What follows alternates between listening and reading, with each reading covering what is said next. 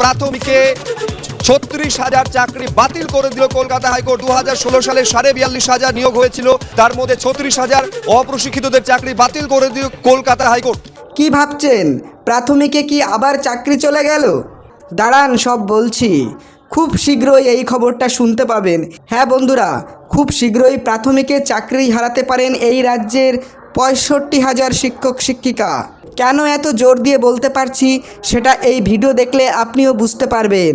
তাহলে আপনিও বুঝতে পারবেন কেন চাকরি যাবে হাজার হাজার প্রাথমিক শিক্ষকদের। দেখুন, প্রথমেই আমি একটা ভিডিও দেখাই, তারপরেই বলছি আসল বিষয়টা।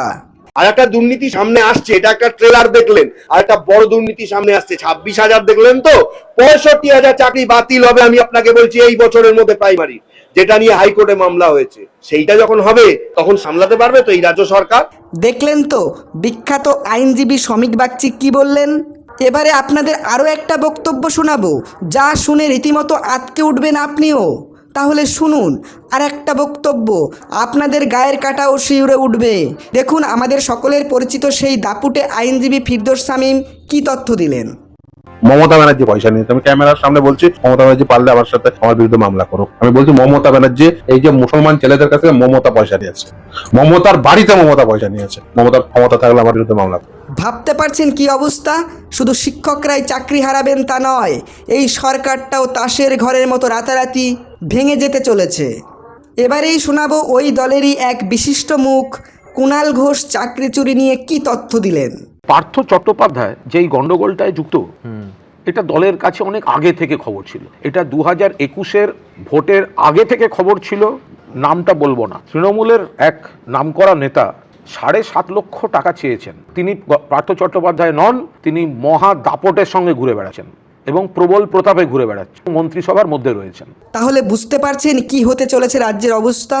শুধু এখানেই শেষ নয়, এসএসসিতে যাদের চাকরি বাতিল হয়েছে তাদের বাড়িতে বাইক পাঠিয়ে আবার টাকা তোলার জন্য লোক পাঠানো হচ্ছে, এমনই দাবি করলেন বিশিষ্ট আইনজীবী ফিরদৌস শামীম। দেখুন, মমতা বন্দ্যোপাধ্যায় আবার 2 নম্বরই করার ধান্দা করছে। যদি 2 নম্বরই করার ধান্দা আবার করে, আবার একই পরিণতি হবে। যদি এই বাইক নিয়ে যাদের পাঠাচ্ছেন ওই শিক্ষকদের বাড়িতে আবার বাজার থেকে টাকা তোলার জন্য, আজকেও পাঠিয়েছেন। আর এই যারা বাইক নিয়ে ওই বাড়ি যাচ্ছেন আবার টাকা তোলার ধান্দা করছেন, তাদের প্রত্যেককে বলছি যে টাকা তোলা ধান্দা বাদ দিন। টাকা তুললে এবং যদি মনে করেন আবার 2 নম্বরই করবো, একই পরিণত, আবার 2 নম্বরই করার ধান্দা করছে। ও ডকুমেন্ট রাখবে না, ও আবার 2 নম্বরই করবে এবং 2 নম্বরই করার জন্য অলরেডি বাজারে মার্কেটে নামিয়ে দিয়েছে, আজকেই নামিয়ে দিয়েছে। কল রেকর্ড রয়েছে, আমি সেই ভিডিওগ্রাফও করেছি। মমতা ব্যানার্জিকেও বলছি, তুমি সাবধান হয়ে যাও। তুমি যদি মনে করো আবার বাজার থেকে টাকা তুলে চাকরি দেব এবং সেখান থেকে আবার সামনের ইলেকশনের জন্য টাকা তুলবো, তুমি সাবধান হয়ে যাও। তুমি যদি না সাবধান হও, এর ফল তোমাকেও ভোগ করতে হবে। তো বন্ধুরা, প্রাথমিকে চাকরিরত শিক্ষকদের 2014-17 প্যানেলটা বাতিল করা উচিত কি উচিত না, আপনাদের মন্তব্য কমেন্টে জানান।